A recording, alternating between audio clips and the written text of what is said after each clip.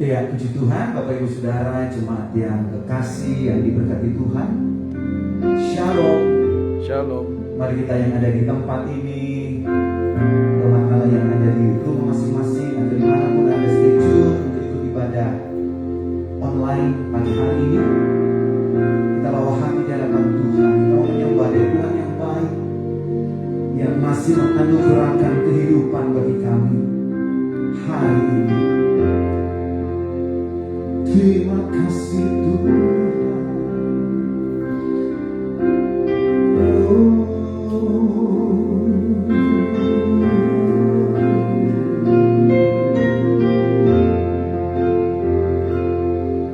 Terima kasih untuk anugerah kehidupan yang kami nikmati sampai pagi ini Tuhan.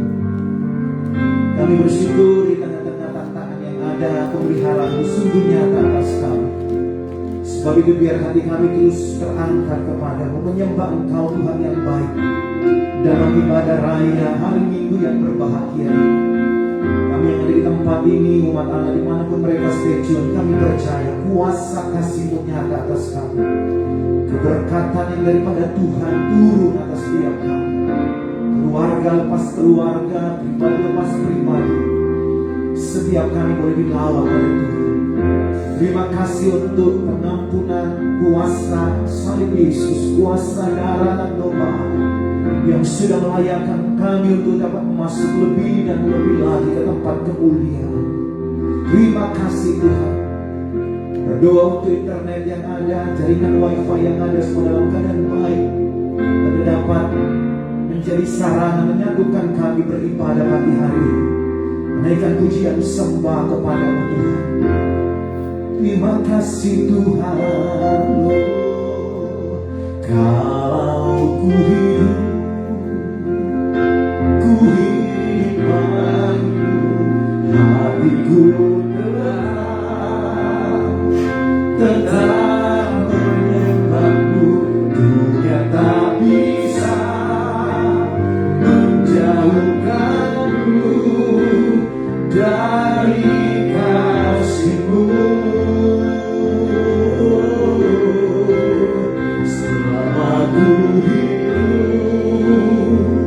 Ku hidup bagimu, maka ku tetap memandang-Mu. Dunia tak bisa menjauhkanku dari kasih-Mu. Yesus, Yesus Kau kebenaran yang menyelamatkanku. Kau memberikanku hidup dan pengharapan.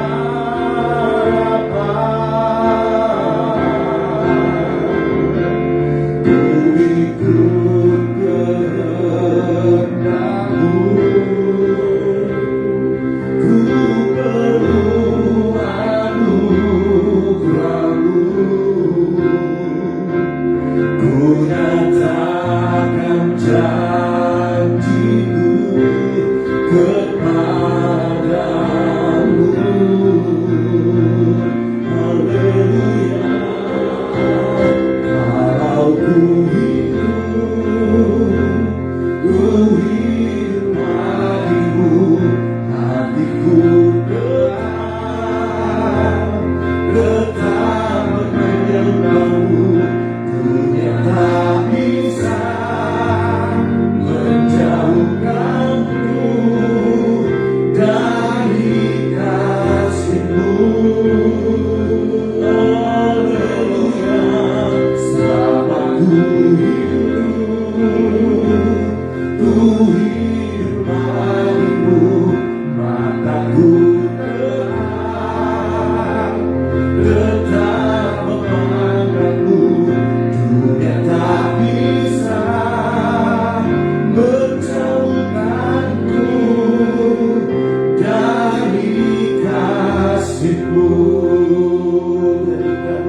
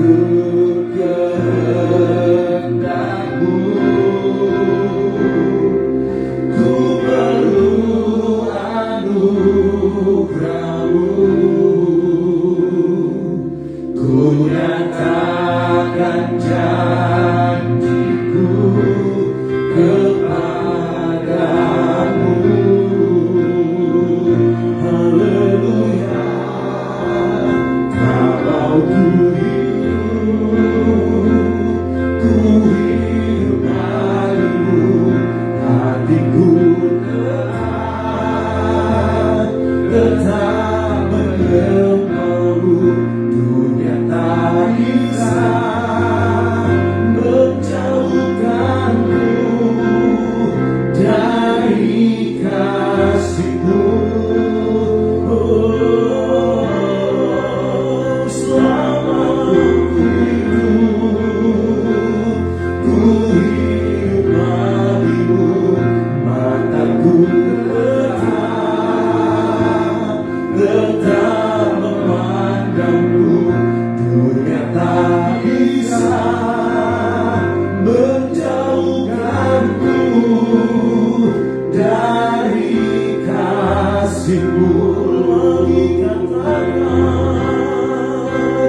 Kau hidup, ku hidup bagimu, hatiku tetap menyembahmu.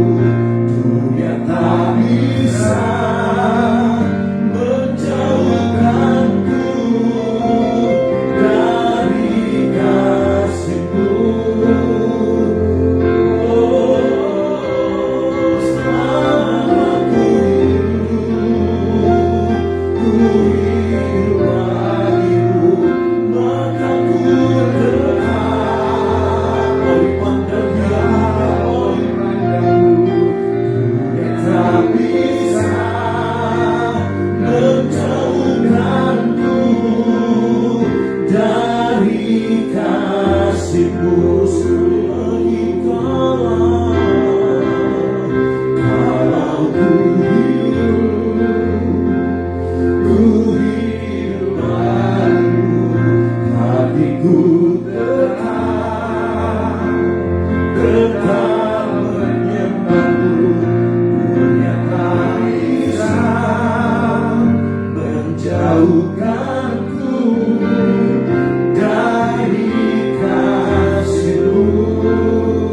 Ya Yesus, selama ku hidup bagimu, mataku tetap memandangmu. Dunia tak bisa menjauhkanku dari kasih-Mu. Dunia tak bisa menjauhkanku dari kasih-Mu. Sudah dikatakan, dunia tak bisa menjauhkanku dari kasih-Mu.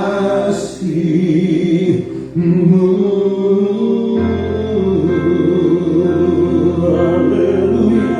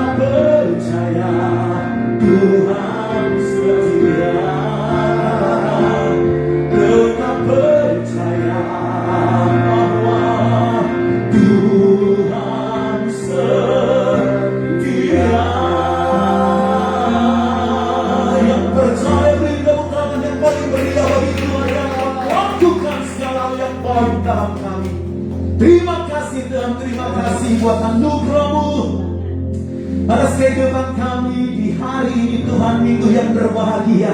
Kami sangat percaya segala perkara yang terjadi atas kehidupan setiap kami, semuanya atas izin Engkau untuk membawa kami semakin baik dan lebih baik lagi. Meningkat di dalam perkara-perkara iman percaya kepadamu Tuhan. Terima kasih Tuhan Yesus. Kami akan terus bersukacita di hadirat-Mu, menyatakan bahwa Engkau Allah yang layak terima segala pengagungan kami, syukur pujian kami. Demi nama Yesus Tuhan, kekasih jiwa kami yang setia, kami mau bersukacita. Haleluya. Umat yang diberkati Tuhan sama-sama katakan amin. Amin. Haleluya. Haleluya. Puji Tuhan, ada sukacita di rumah Tuhan, saudara. Yes. Kita bangkit berdiri bersama-sama dengan sukacita yang dari Tuhan tentunya. Haleluya. Memuji nama Tuhan.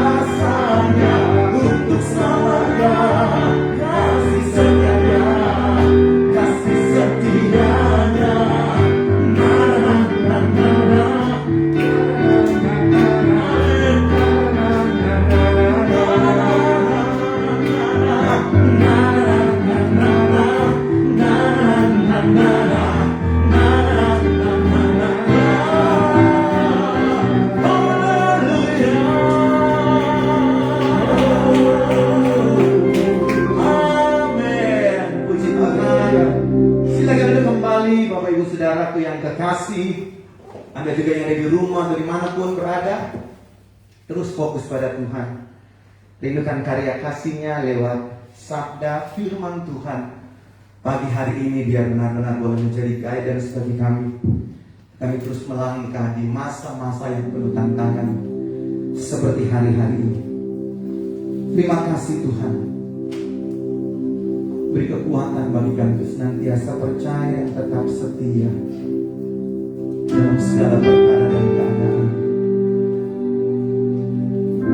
Mari mandang Tuhan. Kadang-kadang kami mau tetap setia dalam segala situasi, keadaan dan kondisi yang ada. Dan kami mau tetap duduk di kursi komitmen itu Tuhan. Terus memandang Engkau Tuhan yang baik. Haleluya. Seperti wanita mengurapimu, menangis di bawah kakimu. Demikian hidupku mau mengasihimu, Yesus Engkau baik bagiku. Seperti wanita mengurapimu, menangis di bawah kakimu.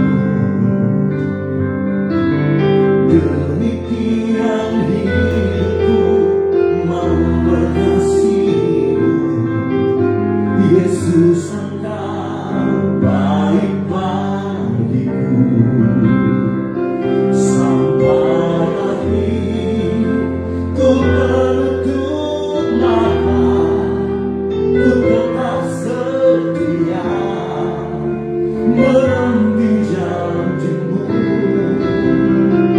Sampai ku dapatkan mahkota kehidupanku, ku tetap setia, ku melayani-Mu sampai akhir. Ku menutup mata, ku tetap setia menanti janji-Mu. Sampai ku dapatkan mahkota kehidupanku, ku tetap setia, ku melayani-Mu.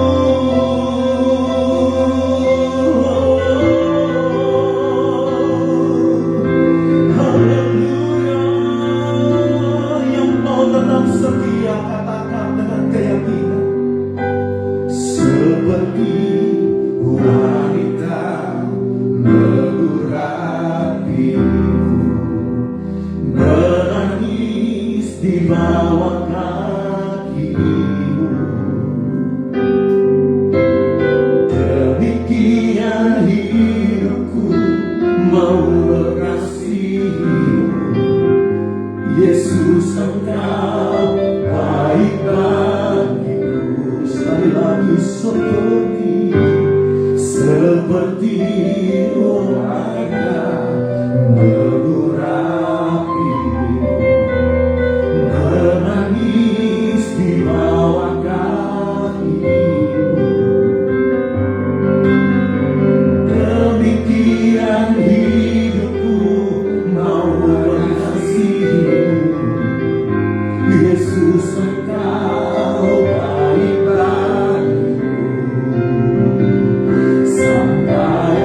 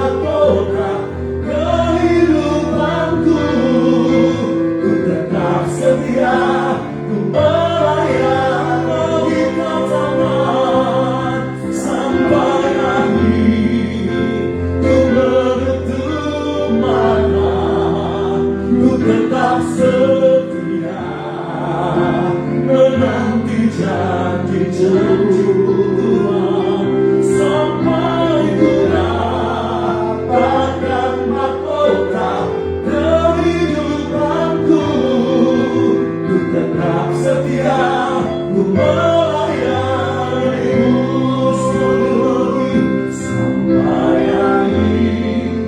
Ku menutup waktu selanjutnya yang Rabi Tuhan, Bapa yang Yesus setiawan menanti janjimu sampai mendapatkan mahkota kehidupanku. Ku tetap setia, ku melayanimu sampai akhir. Ku menutup mata, ku tetap setia menanti janjimu sampai ku dapatkan mahkota kehidupanku. Ku tetap setia, ku melayanimu. Ku tetap setia, ku tetap setia, ku melayanimu. Ku tetap setia, tetap setia, ku melayanimu.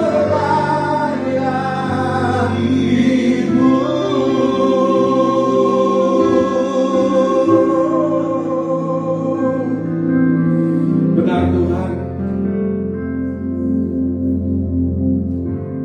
kami mengasihi karena Engkau terlebih dahulu mengasihi kami. Kami pun bisa setia karena Engkau yang selalu setia menuntun, memimpin, menguatkan, dan mengarahkan hidup kami. Dan biar kami didapati taat dan setia sampai pada kesudahannya, karena itulah tujuan akhir hidup kami. Kami mau mendengar perkataan-Mu. Baiklah Engkau, hamba-Mu yang baik dan setia. Well done. Itulah perkataan yang kami mau dengar ketika kami berjumpa dengan Engkau, Tuhan. Biar Engkau terus, Tuhan, memberikan kekuatan kepada kami untuk menjalani hidup ini dari waktu ke waktu, dari hari ke sehari, mengandalkan Engkau lebih dan lebih lagi, Tuhan. Kebaikan-Mu, kesetiaan-Mu dalam hidup kami. Thank you Jesus. Biar hadirat-Mu terus menaungi kami, memenuhi hidup kami. Bahkan saat firman-Mu disampaikan, Engkau sendiri yang berbicara pada setiap kami. Hamba-Mu hanya alat. Biar apa yang keluar dari bibir mulut hamba-Mu hanyalah kebenaran firman Tuhan dan inspirasi daripada Roh Kudus. Biar tanah hati setiap pendengar firman Tuhan saat ini adalah tanah hati yang siap untuk menerima taburan benih firman Tuhan, sehingga benih itu tidak kembali dengan sia-sia, melainkan akan melaksanakan apa yang menjadi kehendak Tuhan bagi setiap kami. Terima kasih Tuhan, urapi dan berkati setiap kami. Nama Tuhan dipermuliakan di dalam nama Tuhan Yesus Kristus. Haleluya. Yang siap mendengarkan kebenaran firman Tuhan sama-sama katakan amin. Mari berikan tepuk tangan bagi Tuhan kita Yesus Kristus yang sangat baik di dalam kehidupan setiap kita. Haleluya. Shalom. Dimanapun Anda berada, doa kami Anda dalam keadaan baik-baik dan sehat-sehat saja, sama seperti jiwa Anda dalam keadaan baik-baik dan sehat-sehat saja. Haleluya. Puji Tuhan, kita sudah ada di penghujung bulan September. Tidak terasa sudah masuk bulan ber, ya kan? Sebentar lagi tanpa terasa sudah Natal, sudah tahun baru, ya kan? Betapa waktu berjalan begitu cepat, dan memang semakin Anda beranjak bertambah umur Anda, semakin cepat waktu ini akan berjalan. Itu sudah terbukti secara matematis, ya kan? Haleluya. Ya, yang belum pernah mendengarkan penjelasannya pasti kapan ya dijelasin gitu kan? Karena bagi anak seumur 10 tahun, ini perhatikan, ini pelajaran matematika. Bagi anak yang berusia 10 tahun, 1 tahun itu 1/10, ya kan? 10%. Tetapi bagi orang yang berumur 50 tahun, 1 tahun itu 1/50. Itu cuman 2%. Ya kan, 1/50, 2% saja. Jadi dibandingkan tadi 10%, 2%, makanya waktu ini rasanya cepat sekali. 1 tahun nggak berasa, karena kecepatannya cuma 2%. Kalau yang tadi bagi anak-anak, saya tanya anak-anak saya, waktu cepat berlalu ya. Anak saya yang kecil bilang, enggak juga deh katanya. Apalagi kalau hari sekolah rasanya lama banget gitu kan. Tapi kalau liburan cepet banget gitu kan. Memang dalam bahasa Inggris dikatakan time flies when you have fun. Ya, ketika Anda bersenang-senang, waktu itu berlalu dengan sangat-sangat cepat. Haleluya. Ya, cukup pelajaran matematika pagi hari ini. Kita akan melihat kebenaran firman Tuhan diambil dari kitab Wahyu pasal yang ke-22. Kita akan belajar dari pasal yang terakhir di dalam Alkitab Anda dan saya, firman Tuhan tentang kedatangan Tuhan Yesus kali yang kedua, khususnya tentang apa yang harus kita lakukan sambil menantikan puncak penggenapan daripada semua nubuatan yang ada di dalam kebenaran firman Tuhan, ditulis melalui hambanya, yaitu Yohanes. Wahyu 22 dimulai dari ayat yang ke-6, memberikan kepada Anda dan saya aplikasi penerapan apa yang harus kita lakukan dalam hidup di hari-hari yang sedang berakhir. Kalau Anda melihat Wahyu 22 itu sangat menarik karena begitu paralel dengan Wahyu pasal yang pertama. Jadi cara Tuhan menyingkapkan kitab Wahyu diawali dan diakhiri dengan kata-kata yang mirip, dengan peringatan yang mirip, dengan janji yang mirip. Ya, kalau Anda melihat dari Wahyu 22 ayat yang ke-6 saja dibandingkan dengan Wahyu pasal yang pertama, dari ayat yang pertama kita diingatkan akan 3 hal di sana. Wahyu 22 ayat yang ke-6 dikatakan perkataan-perkataan ini tepat dan benar, dan Tuhan Allah yang memberi roh kepada para nabi. Jadi kita tahu yang pertama bahwa nubuatan ini, isi daripada kitab Wahyu ini, isi daripada keseluruhan kitab suci Alkitab kita itu berasal dari Tuhan. Tuhan yang memberi roh. Ya, di pasal yang pertama, ayat yang pertama pun dikatakan inilah wahyu Yesus Kristus yang dikaruniakan Allah kepadanya. Ya, kembali ke ayat yang ke-6 Wahyu 22. Ya, perkataan-perkataan ini tepat dan benar, dan Tuhan Allah yang memberi roh kepada para nabi telah mengutus malaikatnya. Jadi yang kedua, kita tahu bahwa pesan ini disampaikan oleh seorang malaikat.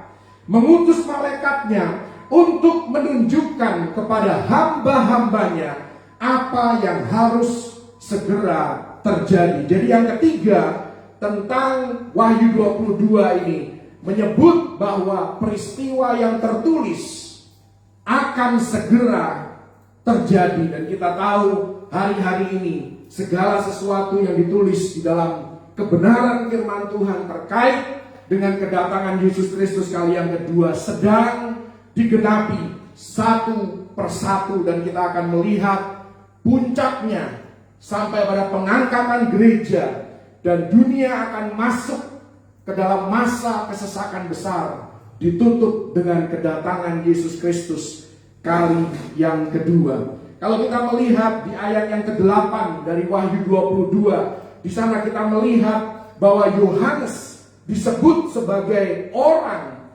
yang diberikan pewahyuan, orang yang menulis kitab ini. Dan aku Yohanes, akulah yang telah mendengar dan melihat semuanya itu. Dan setelah aku mendengar dan melihatnya, aku tersungkur di depan kaki malaikat yang telah menunjukkan semuanya itu kepadaku untuk menyembahnya. Yohanes hatinya begitu lunak, dia disebut sebagai rasul kasih. Dan kalau Anda membaca kitab Wahyu, itu adalah kitab yang dipenuhi dengan penyembahan. Jadi salah satu hal yang harus kita lakukan menjelang kedatangan Yesus Kristus kali yang kedua, bahkan intensitasnya harus ditambah. Yang pertama adalah kita harus menjadi penyembah-penyembah yang menyembah di dalam roh dan kebenaran. Tetapi lebih penting daripada semua itu adalah siapa yang kita sembah. Di sini kita melihat Yohanes menyembah pembawa pesan itu. Padahal malaikat ini cuma messenger. Malaikat ini cuma diutus oleh Tuhan untuk membawa pesan. Tetapi justru Yohanes, dia menyembah pembawa pesannya. Ini yang seringkali dilakukan oleh manusia. Banyak orang hari-hari ini kita harus belajar untuk introspeksi diri. Apakah penyembahan kita benar-benar kepada Tuhan, atau kita lebih mengagumi manusianya dibandingkan Tuhan yang membuat manusia itu dikagumi. Ini yang seringkali bedanya sangat tipis antara kita menyembah manusia, menyembah sosok yang dipakai oleh Tuhan, atau kita menyembah Tuhan itu sendiri. Dan bedanya sangat tipis, bedanya rasanya tidak banyak, saudara. Dan seringkali susah, kabur sekali perbedaannya. Hanya Anda yang tahu siapa yang Anda sembah. Yohanes 2 kali, kalau Anda lihat di dalam Wahyu 19 ayat yang ke-10, ketika Tuhan menyingkapkan tentang perjamuan anak domba Allah, dikatakan di sana bahwa Yohanes pun tersungkur dan menyembah malaikat. Saya pernah khotbah di satu gereja dan pendetanya berdoa sebelum firman. Ya, suasana pujian penyembahannya luar biasa, dan ketika pendetanya naik ke mimbar, dia mulai berkhotbah, "Terima kasih Tuhan Yesus, terima kasih malaikat." Saya langsung, sejak kapan kita harus menyembah dan mengucap syukur kepada malaikat?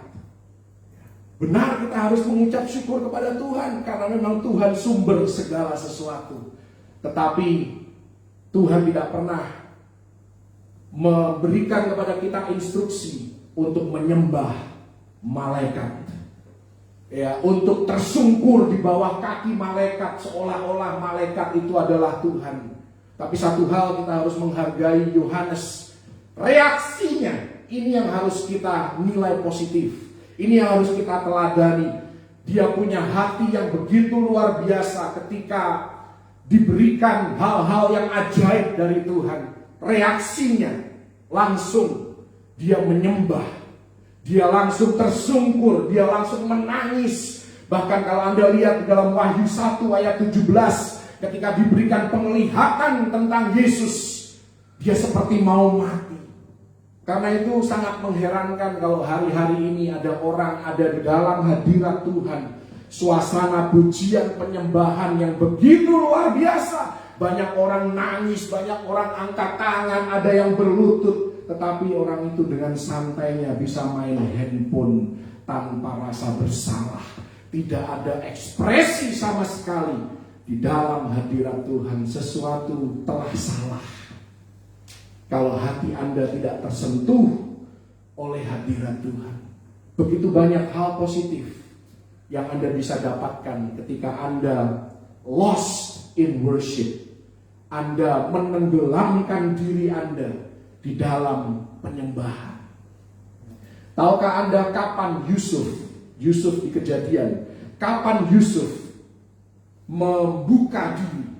Kapan Yusuf yang melambangkan Yesus Kristus, dia menyingkapkan dirinya, memberikan pewahyuan, aku ini Yusuf, aku saudaramu.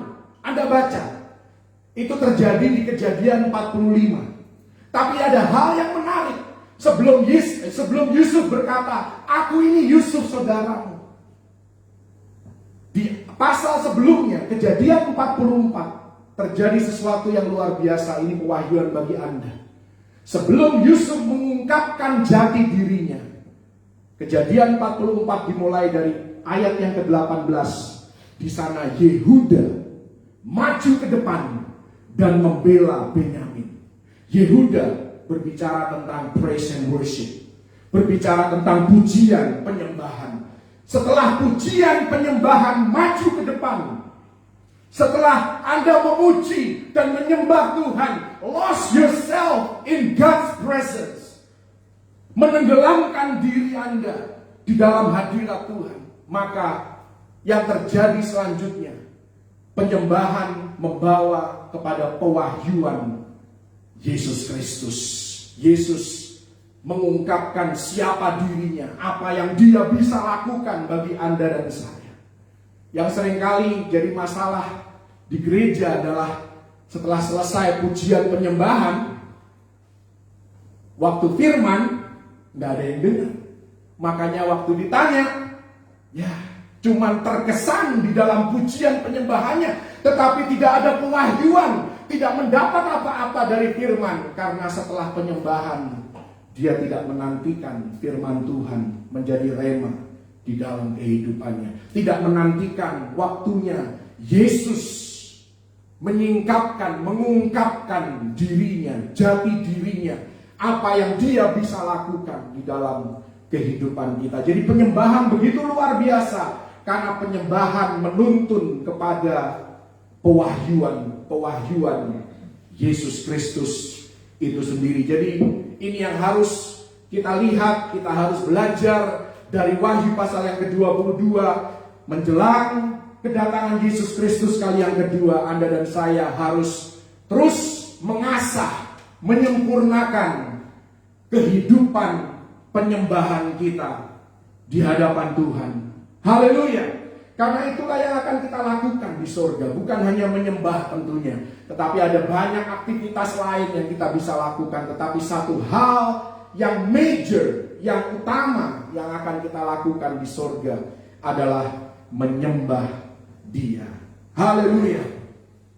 Kalau kita melihat hal-hal lain, ayat yang ke-6 dan ayat yang ke-7 dari Kitab Wahyu pasal yang ke-22 memberikan kita hal kedua yang harus kita lakukan sambil menantikan kedatangan Yesus Kristus kali yang kedua.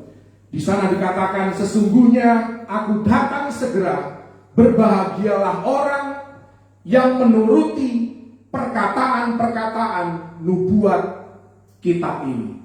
Kalau Anda kembali ke Wahyu pasal yang pertama, ayat yang ketiga, di sana dalam bahasa Inggris dikatakan, berbahagialah yang membaca. Hanya membaca saja. Inilah satu-satunya kitab. Di dalam Alkitab Anda, 66 kitab. Satu-satunya kitab yang berkata dan menjanjikan kepada Anda dan saya, Anda akan diberkati, Anda akan berbahagia kalau saja Anda membaca kitab ini. Cuman dengan membaca kitab Wahyu, Tuhan menjanjikan berkat. Satu-satunya ayat di antara 31.000 ayat Alkitab yang lain. Itulah satu-satunya ayat yang berkata, kalau engkau baca kitab Wahyu, kalau engkau baca nubuatan ini, engkau berbahagia, engkau diberkati. Jadi inilah hal yang kedua, kita harus hidup dalam penundukan diri kepada kebenaran firman Tuhan. Kita bertanggung jawab untuk menuruti setiap perkataan yang ada di kitab Wahyu dan juga kitab-kitab yang lain di Alkitab. Kenapa? Kita harus semakin intim, semakin bergaul akrab dengan firman Tuhan. Karena hari-hari ini dan akan semakin trennya akan semakin terlihat menjelang kedatangan Yesus Kristus kali yang kedua, kebenaran di dunia ini akan menjadi semakin relatif. Moral yang ada di dunia ini akan menjadi semakin kabur, semakin tidak tahu mana yang benar, mana yang salah. Kalau Anda tidak punya relasi dengan kebenaran firman Tuhan, kalau Anda tidak pernah menuruti perkataan di dalam kebenaran firman Tuhan, Anda akan dibuat bingung mana yang benar dan mana yang salah di dalam dunia ini. Saking pentingnya firman Tuhan, saking pentingnya nubuatan yang diberikan oleh Tuhan. Tuhan memberikan warning di ayat yang ke-18 dan 19 dari pasal 22 kitab Wahyu. Dia berkata, aku bersaksi kepada setiap orang yang mendengar perkataan-perkataan nubuat dari kitab ini, jika seorang menambahkan sesuatu kepada perkataan-perkataan ini, maka Allah akan menambahkan kepadanya malapetaka yang tertulis di dalam kitab ini. Karena Tuhan sangat precise. Tuhan tahu apa yang dia tulis, Tuhan tahu apa yang dia ilhamkan. Dan apa yang tertulis di dalam Alkitab Anda dan saya, itulah yang Tuhan mau kita tahu, kita kuasai, dan kita hidupi. Ayat 19, dan jikalau seorang mengurangkan sesuatu dari perkataan-perkataan dari kitab nubuat ini, maka Allah akan mengambil bagiannya dari pohon kehidupan dan dari kota kudus, seperti yang tertulis di dalam kitab ini. Ini warning yang sangat keras, yang berulang kali muncul di Alkitab dari sejak zaman Musa. Di dalam Ulangan 4 ayat yang kedua, Tuhan sudah memberikan peringatan melalui hambanya Musa. Janganlah kamu menambahi apa yang kuperintahkan kepadamu, dan janganlah kamu menguranginya. Dengan demikian kamu berpegang pada perintah Tuhan Allahmu yang kusampaikan kepadamu.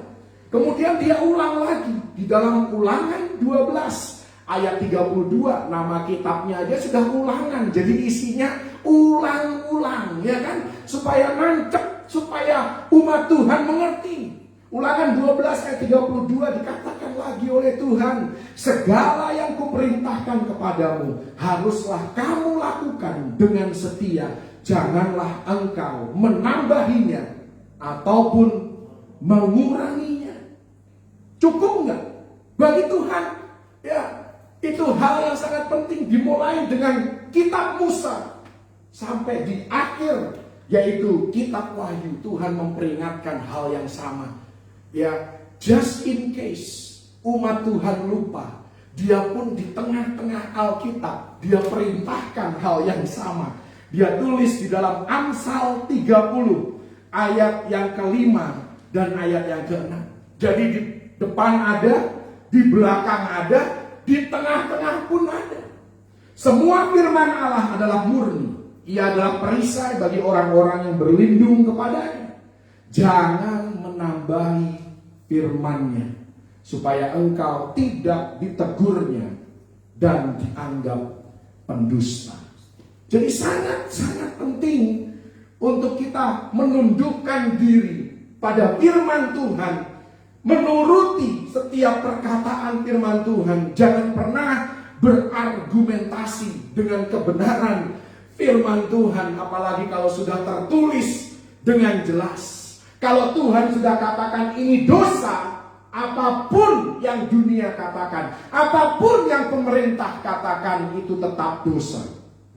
Kalau Tuhan bilang sesuatu itu immoral, biarpun ya majelis gereja kek, biarpun pemerintah dunia kek, PBB kek, mengatakan bahwa itu moral, maka kita harus memilih kebenaran firman Tuhan yang mengatakan bahwa hal itu adalah immoral.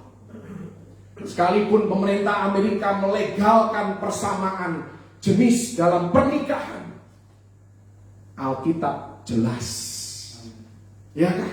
Ya kan? Bahwa sesama jenis homoseksualitas adalah dosa, adalah kekejian di mata Tuhan. Dan itu harus tetap nilai yang harus kita pegang. Tentu ada hikmat di dalam menyampaikannya, itu pasti. Tetapi di dalam value kehidupan kita harus berpegang teguh. Kalau diperhadapkan pada mana yang benar, mana yang salah, Alkitab harus menjadi acuan di dalam kehidupan kita. Seolah-olah Tuhan tidak puas dengan peringatan satu di depan, satu di belakang, satu di tengah. Tuhan selipkan lagi perkataan yang mirip-mirip di dalam Galatia 1 ayat yang ke-8 dan 9. Sekalipun kami atau seorang malaikat dari surga yang memberitakan kepada kamu suatu Injil yang berbeda dengan Injil yang telah kami beritakan kepadamu, terkutuklah dia. Bukan cuma sekali, saudara. Ini kata terkutuk di sini adalah kutuk yang paling terkutuk. Double curse bahasa aslinya. Double curse bukan cuma sekali diomongi, itu cuma double curse. Ini menjadi quadruple curse. Jadi 4 kali lipat. Karena di ayat yang ke-9 dikatakan, seperti yang telah kami beritakan dahulu, katakan dahulu, sekarang kukatakan sekali lagi, jikalau ada orang yang memberitakan kepadamu suatu Injil yang berbeda dengan apa yang telah kamu terima, terkutuklah dia. Ayat 8 double kutuk. Ayat 9 double kutuk lagi. Jadi kalau kita masih lancang terhadap firman Tuhan, itu kutuknya 4 kali lipat. Haleluya. Jadi kita menjelang kedatangan Yesus Kristus kali yang kedua, Tuhan mau kita menjadi penyembah-penyembah yang menyembah dalam roh dan kebenaran. Yang kedua, hidup menuruti setiap perkataan firman. Dan Anda bisa ngomong bahwa Anda orang percaya, Anda pasti masuk surga, Anda terima Yesus Kristus sebagai Tuhan dan Juru Selamat. Alkitab bisa menguji apakah pernyataan mulut Anda itu benar. Tuhan tidak tanggung-tanggung, dia tidak cuma memberikan satu ayat untuk menguji apakah kita benar-benar hidup di dalam firman atau tidak. Memang tidak ada manusia yang sempurna, tetapi adakah itikat, adakah determinasi, adakah tekad untuk kita mau melakukan kebenaran firman Tuhan. Kita lihat beberapa ayatnya. Yohanes 14 ayat yang ke-15. Kita tes perkataan mulut kita. Apakah benar kita hidup menurut kebenaran firman Tuhan? Karena Yesus berkata, jikalau kamu mengasihi aku, jikalau kamu menyebut dirimu Kristen, kamu akan menuruti segala perintah. Loh, ini jelas ya. Bukan cuma sekali Tuhan kasih. Tuhan tulis lagi di dalam Yohanes 15 ayat yang ke-10. Jikalau kamu menuruti perintahku, kamu akan tinggal di dalam kasihku, seperti aku menuruti perintah Bapakku dan tinggal di dalam kasihnya. Jadi artinya, kalau Anda declare yourself a believer, kalau Anda mendeklarasikan aku orang percaya, Anda menunjukkan buahnya, yaitu taat kepada kebenaran firman Tuhan. Kalau Anda orang Kristen tapi lebih percaya kepada primbon, something is wrong. Something is wrong. Kalau Anda bacanya ramalan zodiak, something is wrong with your life. Something is wrong with your faith. Ya, jadi acuan hidup orang Kristen itu adalah homoseksual salah atau enggak? Lihat firman Tuhan. Ya kan? Lihat firman Tuhan. Kalau firman Tuhan bilang itu salah, ya sudah, terima itu salah. Jangan mencoba untuk mencari-cari alasan, menjustifikasi hal, apalagi hal-hal yang abu-abu gitu kan. Ya, itu seringkali diperdebatkan. Tapi kalau Anda mengacu kepada kebenaran firman Tuhan, semuanya jelas ada di sana. Tuhan gak cukup cuma 2 kali ngasih. Kita lihat 1 Yohanes 2 ayat yang ketiga. Di sana dikatakan inilah tandanya bahwa kita mengenal Allah, yaitu jikalau kita menuruti perintah-perintahnya. Nurut gak sama firman Tuhan? Memang sekali lagi kita tidak bisa sempurna selama kita hidup di muka bumi ini. Ya, karena itu kita perlu Yesus, kita perlu kasih karunia Tuhan untuk terus menyempurnakan hidup kita. Yang Tuhan lihat adalah proses. Apakah kita menuju ke arah yang benar? Kita orang Kristen, oh iya, Anda bisa ngomong Anda orang Kristen, tapi hidupnya makin lama makin duniawi. Anda patut mempertanyakan kepercayaan Anda. Karena orang Kristen yang benar, hidupnya semakin hari semakin serupa dengan Kristus. Yang paling tidak menunjukkan ada keserupaan dengan Kristus di dalam keseharian hidupnya. 1 Yohanes 5 ayat yang kedua dan ketiga. Inilah tandanya bahwa kita mengasihi anak-anak Allah, yaitu apabila kita mengasihi Allah serta melakukan perintah-perintahnya. Sebab inilah kasih kepada Allah, yaitu bahwa kita menuruti perintah-perintahnya. Dikatakan lebih lanjut, perintah-perintahnya itu tidak berat kalau kita bergantung kepada Tuhan. Oh, bukan berarti terus kita tidak pernah jatuh, kita tidak pernah salah, kita tidak pernah dosa. Itu berulang kali kita akan lakukan dalam hidup ini. Tetapi pertanyaannya, apa yang kau lakukan ketika engkau jatuh?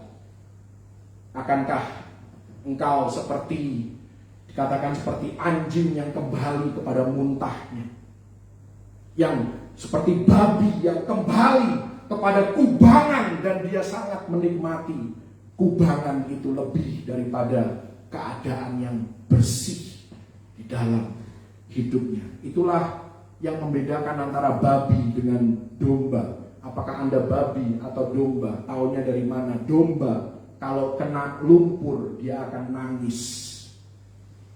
Babi dia kalau bersih dia cari yang kotor. Itu babi, saudara. Coba tanya dulu, Anda babi atau Anda domba? Haleluya. Saya berdoa, saya khotbah kepada domba. Haleluya. Domba begitu dosa, dia akan tahu aku sudah salah, dan dia akan bertobat. Karena apa? Hati nuraninya tajam, jiwanya terusik ketika dia berbuat salah, ketika dia tidak melakukan apa yang seharusnya dia lakukan. Rasanya gak tenang kalau dia belum merasakan jamahan Tuhan. Sekalipun Yesus mengampuni dosa kita, dosa masa lalu, dosa sekarang, dan dosa masa depan, tapi bukan berarti kita bisa hidup sesuka hati kita. Karena setiap orang yang menantikan kedatangan Yesus kali yang kedua, dia akan menjalani satu kehidupan yang murni, menyucikan dirinya, menguduskan dirinya. Tentunya bukan dengan kuat dan gagah kita, tetapi dengan kasih karunia Tuhan. Supaya ketika kita berhadapan muka dengan Yesus, tidak ada yang perlu kita rasa malu kepada dia. Karena semua yang kita lakukan, we take care of ourselves, our behavior. Kita melakukan segala sesuatu dengan segala upaya kita untuk menyenangkan hati Tuhan, menjadi berkat bagi banyak orang demi kemuliaan nama Tuhan. Jadi Tuhan mau kita menjadikan Alkitab menjadi pedoman hidup kita. Semua yang kita lakukan harus mengacu kepada prinsip firman Tuhan. Bagaimana kita membesarkan anak, bagaimana kita mengelola keuangan kita, bagaimana kita berbisnis, bagaimana kita melayani. Kita harus mengacu, berpedoman kepada firman Tuhan. Dan jangan mengizinkan dunia Jangan mengizinkan budaya untuk membentuk kita, mempengaruhi prinsip hidup kita. Oh, kalau pakai cara Alkitabiah, kapan bisa kaya? Ya kan seringkali orang dunia ngomong begitu. Tapi Tuhanlah yang berkat, Tuhanlah yang menjadikan kaya. Susah payah tidak menambahinya. Artinya kalau Tuhan kasih berkat, itu gak ada tuh Tuhan kasih berkat tiba-tiba dikejar-kejar KPK.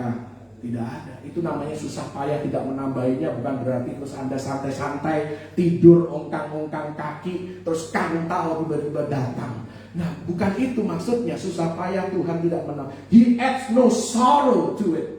Bahasa Inggrisnya itu. Dia tidak menambahkan penderitaan.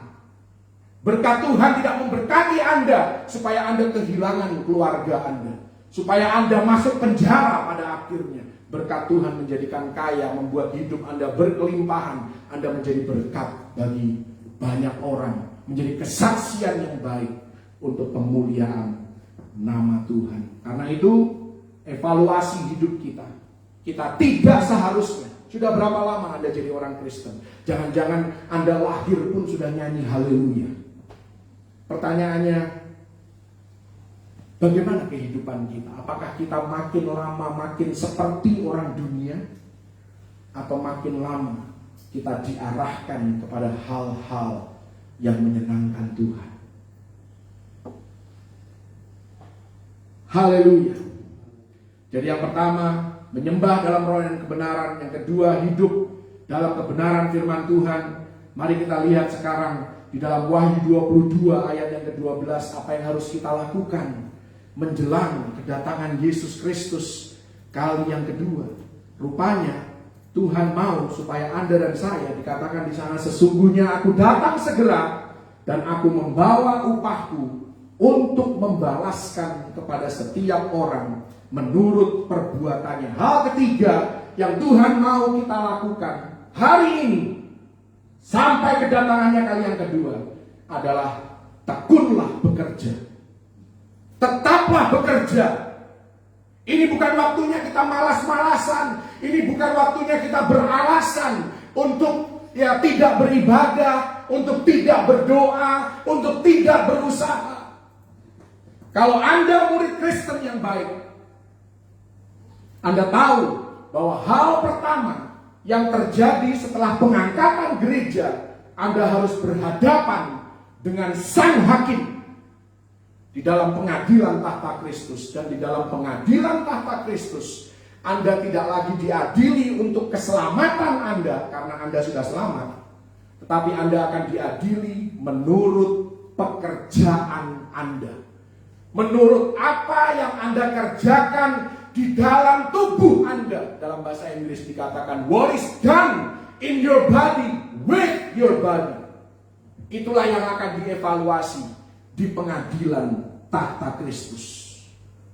Ini bukan hanya berbicara tentang hal-hal rohani yang kita lakukan, tentunya itu juga diperhitungkan oleh Tuhan. Kalau Anda melayani di gereja, Anda berkhotbah, Anda memberitakan Injil dan lain sebagainya, Tuhan perhitungkan itu. Dan ada mahkota tersendiri untuk hal itu. Tetapi Tuhan juga mengevaluasi apakah kita memakai talenta kita dengan maksimal.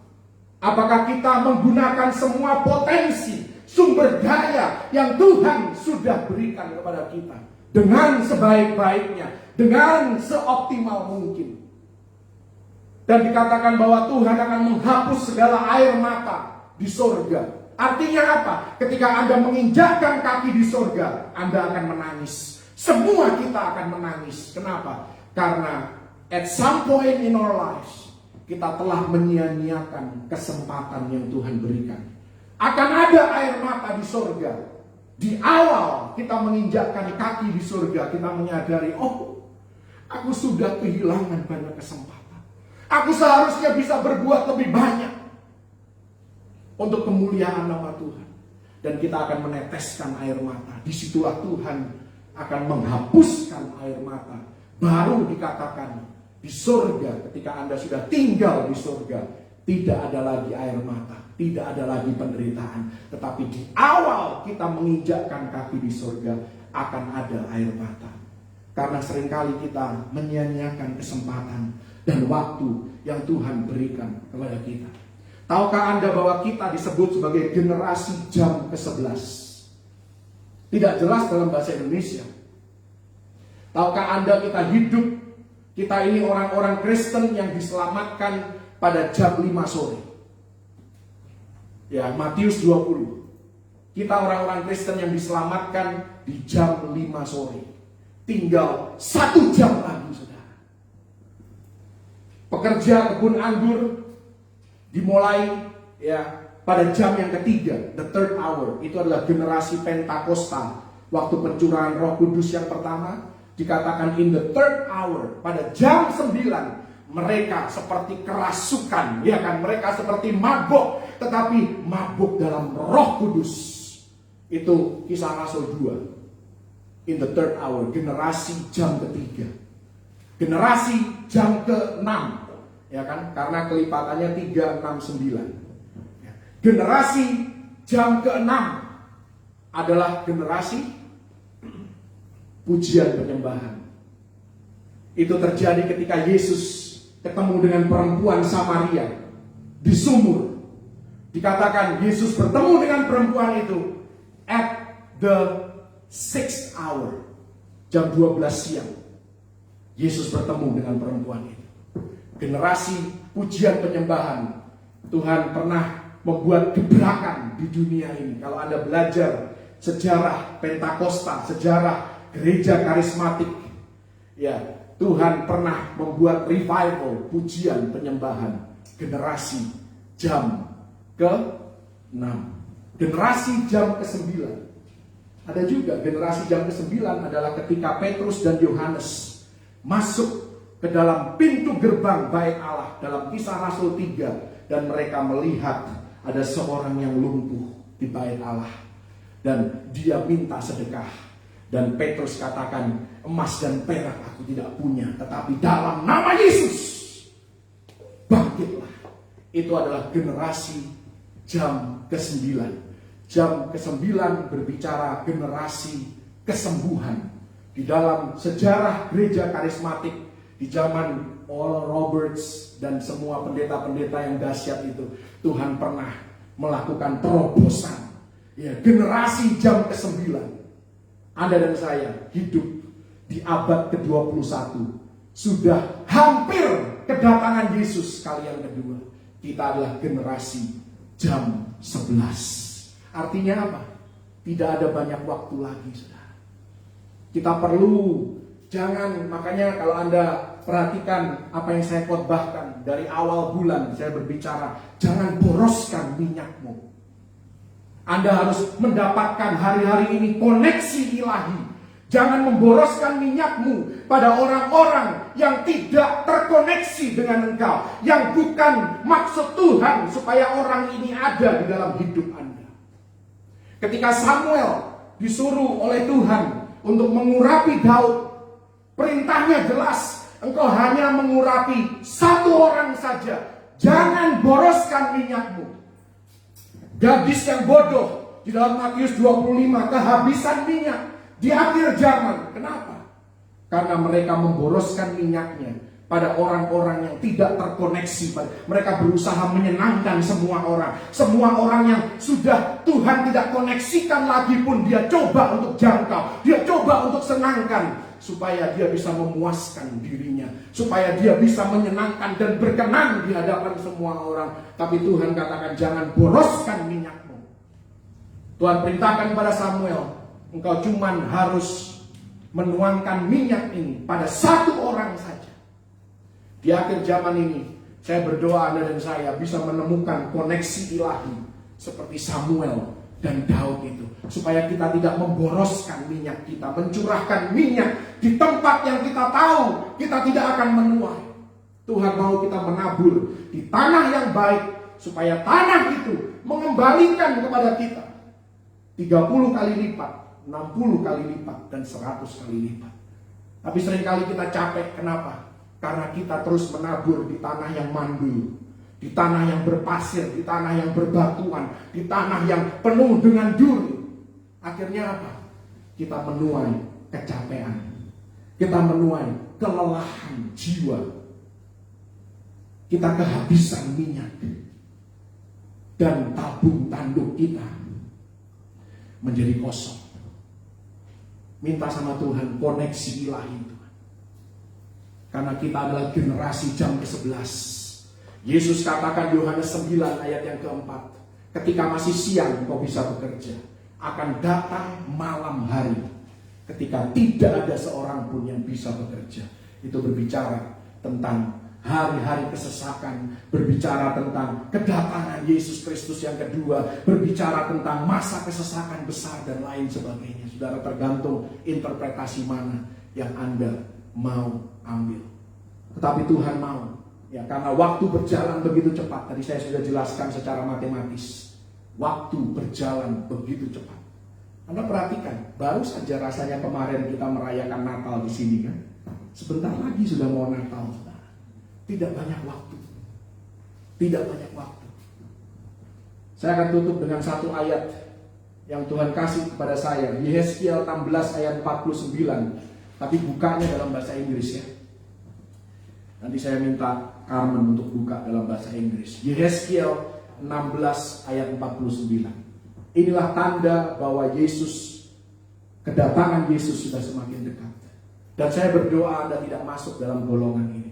Di sana dikatakan bahwa akhir zaman itu seperti Sodom dan Gomora, ya kan? Hari-hari Nuh, ya banyak ilustrasinya. Tapi salah satu ya tanda kedatangan Yesus kali yang kedua adalah keadaan dunia ini semakin seperti Sodom dan Gomora. Apa yang terjadi di Sodom? Di sana dikatakan there is abundance of idleness. Ini nggak ada diterjemahkan dalam bahasa Indonesia. Abundance of idleness. Dalam bahasa Indonesia hanya dikatakan bahwa banyak orang yang hidupnya bersenang-senang tanpa mempedulikan orang yang susah, orang yang miskin. Tetapi bahasa Inggris jelas yang terjadi menjelang kedatangan Yesus kali yang kedua, Anda akan mendapati lebih banyak dan semakin banyak orang yang malas bekerja. Abundance of idleness. Idle, nggak ngapa-ngapain, punya talenta nggak dipakai, punya duit didepositokan doang, yang nggak dijadikan berkat buat orang lain. Punya waktu tidak dipakai untuk memuliakan Tuhan, untuk melayani sesama orang. Punya tenaga, punya kesehatan, dipakai untuk menyenangkan kedagingannya sendiri. There is abundance of idleness, dan Tuhan tidak mau itu. Ya, saya belajar dari bos-bos yang saya pernah bekerja bagi mereka, saudara. Anda bisa, mereka ada di top 3, top 5 orang terkaya di Indonesia. Sampai hari ini, konglomerat pun masih bekerja. Siapakah Anda memilih untuk ongkang-ongkang kaki dan mengharapkan semua orang bekerja dan kasih uang buat Anda? Konglomerat masih kerja. Saya lihat itu jadwalnya bos saya yang sekarang itu sudah Sabtu Minggu meeting, Senin sampai Jumat selalu penuh jadwalnya. Mau minta jadwal setengah jam aja susah banget. Konglomerat, saudara, dia sudah bisa beli Indonesia mungkin ya, masih kerja sampai hari ini. Siapakah Anda yang berkata aku gak perlu kerja? Tuhan mau kita tekun bekerja sampai kita diangkat. Haleluya.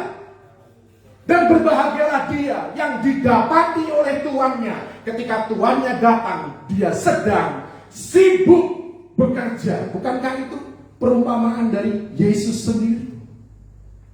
Tuhan mau mendapati Anda dan saya sibuk bekerja, melakukan hal-hal yang produktif untuk kemuliaan Tuhan dan menjadi berkat bagi banyak orang. Kenapa kita harus bekerja?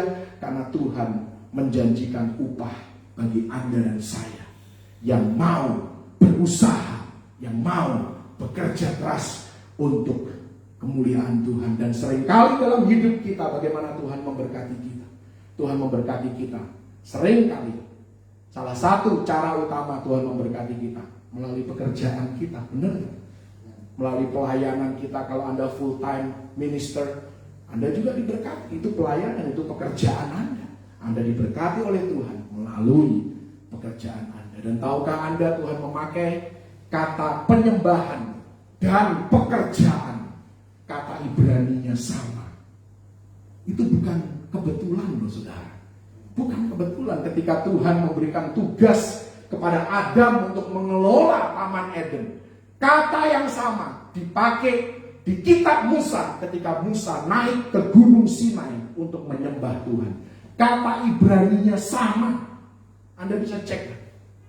Jadi artinya bekerja itu adalah ibadah. Pekerjaan Anda adalah penyembahan Anda. Haleluya. Memang satu-satunya menyembah bukan hanya bekerja, tapi salah satu cara menyembah adalah dengan bekerja dengan tekun. Haleluya. Tuhan menyediakan upahnya. Kenapa kita perlu upah? Kenapa kita perlu mahkota? Supaya ketika kita masuk surga, kita tidak masuk dengan tangan kosong. Haleluya. Tuhan mau kita datang kepada Dia tidak dengan tangan yang kosong, benar nggak? Termasuk nanti masuk surga pun Tuhan mau kita pakai mahkota. Ada sesuatu yang bisa kita serahkan kembali kepada Yesus karena kita tahu hanya Dia yang layak untuk dipuji dan disembah. Hidup turuti firman Tuhan, hidup menyembah, dan tekunlah bekerja sambil berjaga-jaga. Tuhan Yesus memberkati. Haleluya. Berikan tepuk tangan kemuliaan bagi Tuhan kita. Dialah yang memberikan kekuatan kepada kita untuk kita bisa bertahan sampai pada kesudahannya. Kita nyanyikan satu pujian tentang akhir zaman. Sudahkah kita siap sedia menghadapi datangnya Yesus kelak kembali untuk mengangkat kita semua yang sungguh-sungguh berharap kepadanya.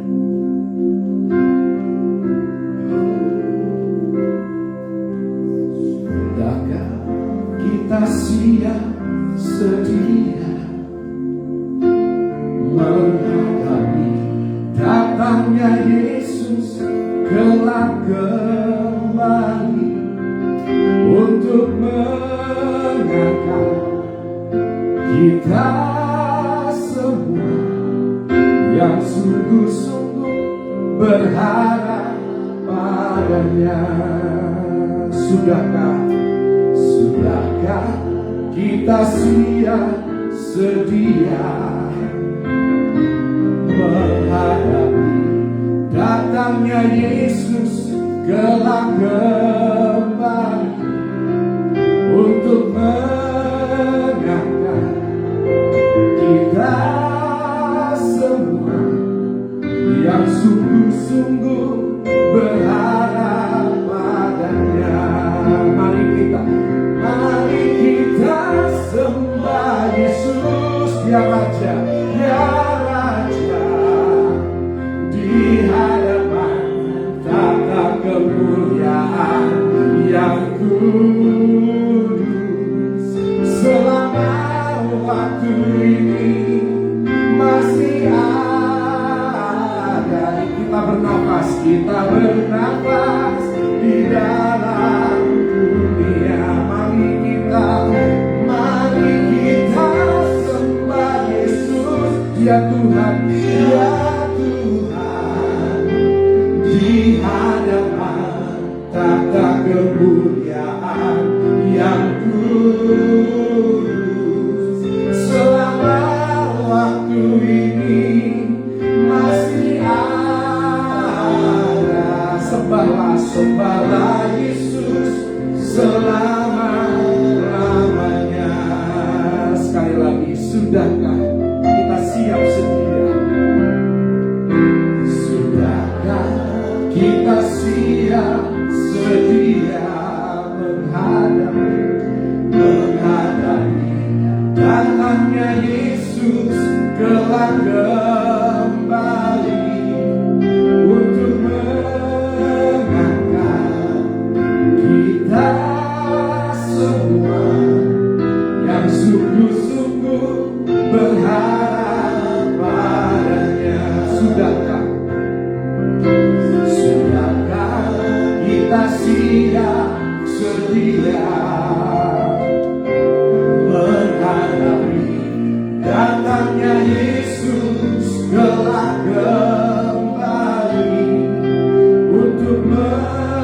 menangkan kita semua yang sungguh-sungguh berharap padanya.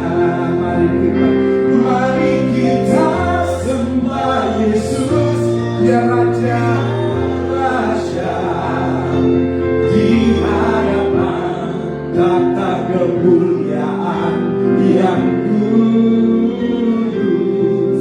Selama waktu ini masih ada, kita bernapas di dalam dunia.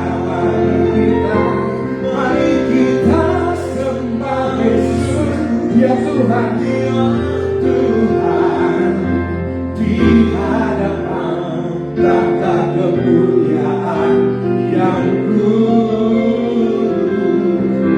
Selama waktu ini masih ada, sembahlah Yesus selama-lamanya. Mari kita sembah Yesus, dia Raja. Oh, di hadapan tata kemuliaan yang kudus. Selama waktu ini masih ada, kita bernafas di dalam dunia. Mari kita sembah Yesus, ya Tuhan, di hadapan tata kemuliaan yang kudus. Selama waktu ini masih ada, sembahlah Yesus selama waktu ini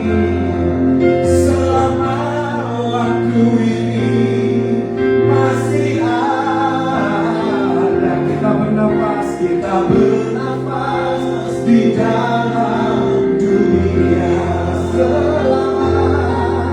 Selama waktu ini masih ada, sembahlah Yesus selama-lamanya.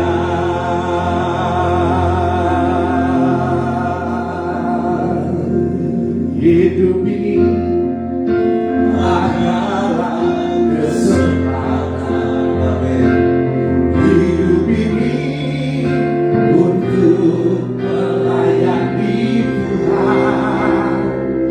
Jangan sia-siakan apa yang Tuhan. Hidup ini hanya sementara. Hidup ini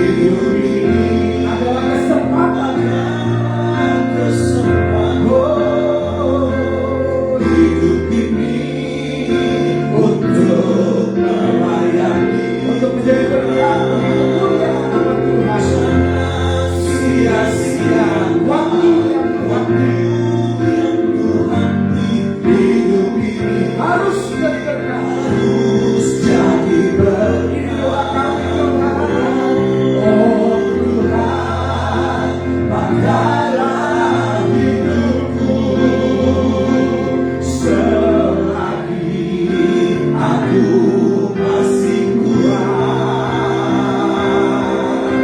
bila saatnya nanti ku tak berdaya lagi. Hidup ini sudah jadi bersama katakan, oh Tuhan padalah hidupku. Selagi aku masih kuat, bila saatnya nanti ku tak berdaya lagi. Hidup ini sudah jadi. Sekali lagi jadikan ini doamu. Oh Tuhan padalah sesuai talenta dan karunia yang kau berikan Tuhan. Selagi kami masih kuat, kau berikan kesehatan. Oh Jesus, bila saatnya nanti ku tak berdaya lagi. Hidup ini sudah jadi berkat. Bila saatnya nanti ku tak berdaya lagi. Hidup ini sudah jadi berkat. Oh come on, this is the last chance. Bila saatnya nanti ku tak berdaya lagi. Hidup ini sudah jadi berkat.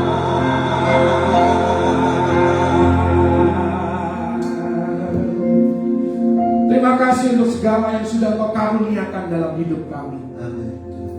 Karena setiap kami lahir ke muka bumi ini, Engkau sudah berikan benih, Engkau sudah berikan talenta, Engkau sudah berikan karunia, Engkau sudah memperlengkapi kami cukup sampai akhir hidup kami.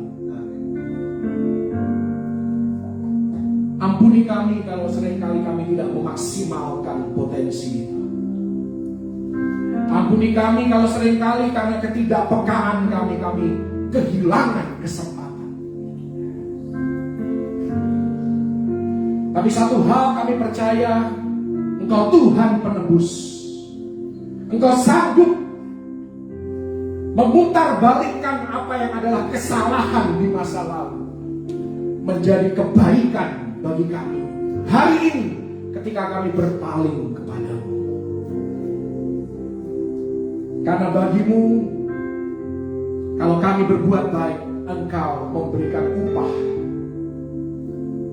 Kalau kami berbuat salah, Engkau sanggup menebusnya dan memutarbalikkannya untuk mendatangkan kebaikan bagi kami. Dan kami tahu ini bukan berarti kami bisa hidup sesuka hati. Karena firman-Mu jelas berkata, orang yang mengasihi Tuhan taat kepada perintah-perintahnya. Karena itu berikan kami kekuatan. Karena hidup ini adalah kesempatan. There is no second chance ketika Anda sudah menghembuskan nafas Anda yang terakhir. There is no second chance ketika Anda dan Yesus sudah datang untuk mengangkat gerejanya. Yesus datang untuk kali yang kedua. There is no more chance. Kesempatan itu hanya ada ketika kita masih hidup dan bernafas di muka bumi.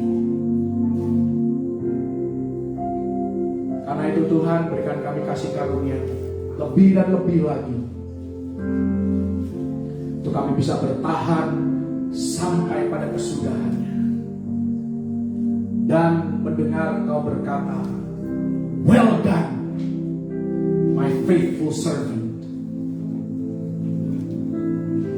Terima kasih Tuhan.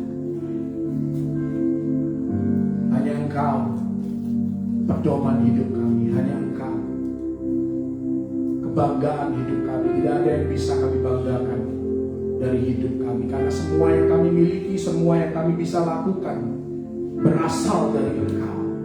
Kalau bukan Engkau yang memberikan, kami tidak bisa memilikinya. Terima kasih Tuhan. Meteraikan firman. Beri kami pengertian. Berikan kami kekuatan dan kemampuan untuk menjadi pelaku-pelaku firman Tuhan. Dan hidup seturut dengan kebenaran firman Tuhan. Menjadikan firman Tuhan sebagai pedoman, acuan hidup kami dalam setiap pilihan dan keputusan yang kami buat. Biar kami terus dibentuk menjadi penyembah-penyembah yang menyembah Engkau di dalam roh dan kebenaran, menyembah sosok yang benar, dan menyembah dengan pengertian yang benar. Ajar kami untuk terus tekun bekerja dan tidak bermalas-malasan, karena Engkau menyediakan upah dan membalaskan menurut perbuatan, menurut pekerjaan kami. Terima kasih Tuhan. Jangan kami terjerat dengan roh Sodom, di mana kami terus menerus idol. There is abundance of idleness. Tidak ada aktivitas, tidak ada pergerakan. Hidup nyaman, hidup senang, hanya untuk keduniawian yang tidak akan diperhitungkan di kekekalan. Kami mau Tuhan, hari ini Engkau bangkitkan kami kembali roh untuk giat bekerja itu Tuhan, dan tidak pernah kendor di dalam kerajinan kami. Terima kasih Tuhan, terima kasih Roh Kudus. Sempurnakan firman menjadi kekuatan, menjadi bekal yang baik di dalam kehidupan kami, mengubahkan hidup kami sehingga muncul keserupaan dengan Kristus dari kehidupan kami, untuk hormat kemuliaan bagi nama Tuhan. Terima kasih untuk hadirat-Mu, terima kasih untuk karya-Mu, terima kasih Engkau Tuhan Yesus bekerja dan mengalir di tengah-tengah kami dan bergerak di dalam kehidupan setiap kami. Di akhir ibadah kami mengucap syukur kepadamu. Dan biar Tuhan hari ini, hari-hari yang akan datang, Kau menjaga keluar masuk kami, Kau menjaga dalam setiap aktivitas kami, baik di dalam rumah, di luar rumah.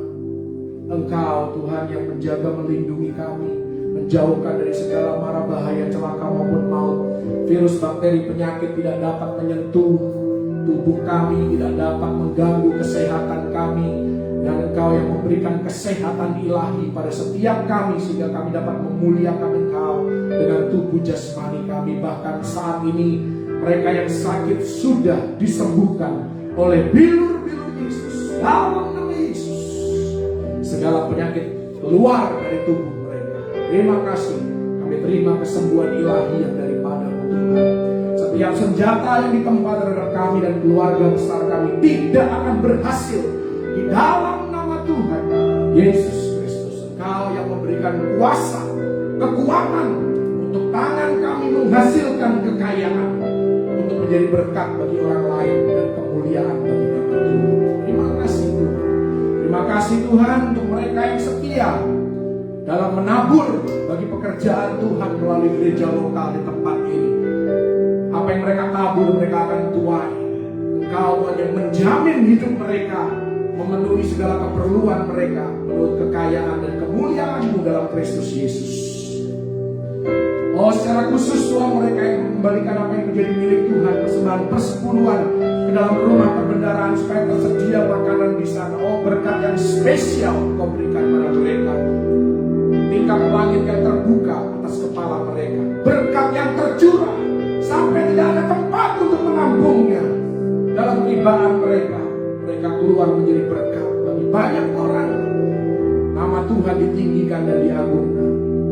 Dan Engkau sendiri yang akan menghardik dan menghalau belalang pelahap, belalang pengerik, belalang lompatan dan belalang pindahan di dalam nama Tuhan Yesus Kristus tidak dapat mengganggu taburan mereka di tanah yang baik, akan menghasilkan tuai yang berlipat kali ganda. Nama Tuhan dipermuliakan. Terima kasih Tuhan. Mari kita semua bangkit berdiri, arahkan tanganmu ke surga, karena hanya Tuhan yang sanggup untuk menyempurnakan berkat atas kehidupan kita. Terima kasih Tuhan. Terima kasih Yesus. Oh, ku terima kuasa yang datang dari Bapa, Putra, dan Roh Kudus.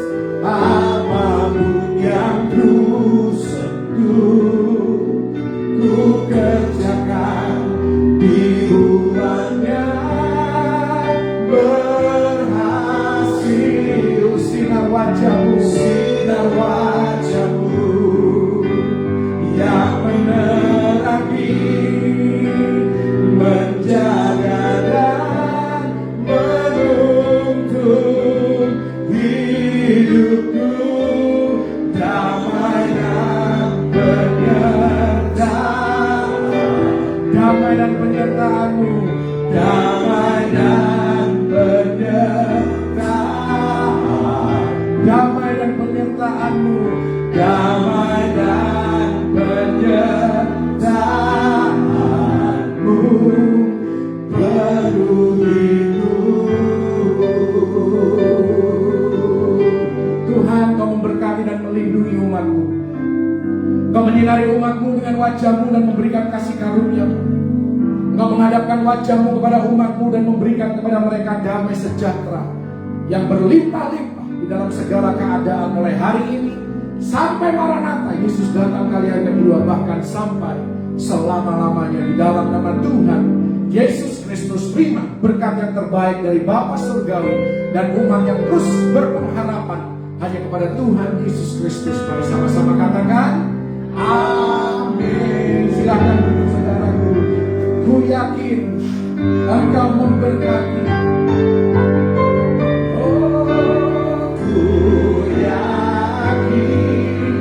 Nyanyikan doa yang besar. Berlimpah-limpah.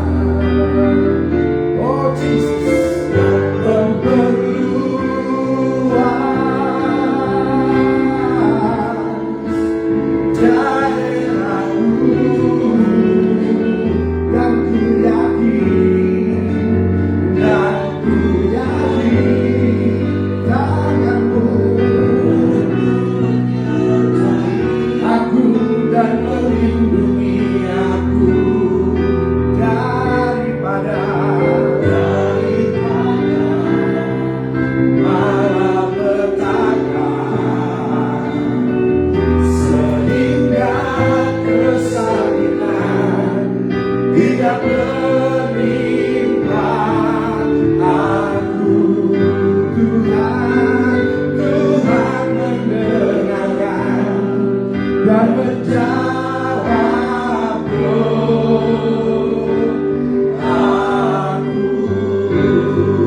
Yang percaya katakan amin.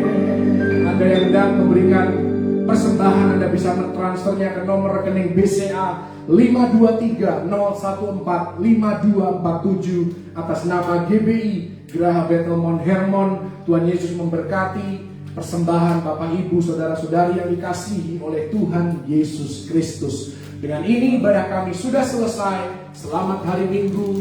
Tuhan Yesus memberkati. Shalom.